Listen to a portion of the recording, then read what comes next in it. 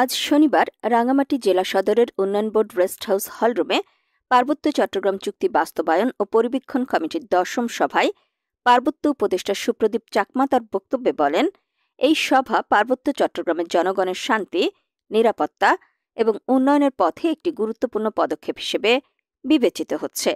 বলেন, বর্তমান সরকার আন্তরিকভাবে বিশ্বাস করে যে যদি সকল পক্ষ সম্মিলিতভাবে চুক্তির বাস্তবায়নে একযোগে কাজ করে তাহলে পার্বত্য অঞ্চলে স্থায়ী শান্তি ও উন্নয়ন সম্ভব।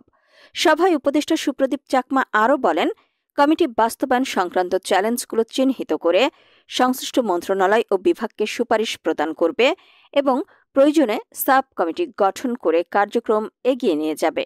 সভায় আলোচিত হয় পার্বত্য চট্টগ্রাম চুক্তির বাস্তবায়ন প্রক্রিয়ার অগ্রগতি, চুক্তির বিভিন্ন ধারা পর্যালোচনা এবং ভবিষ্যৎ পরিকল্পনা।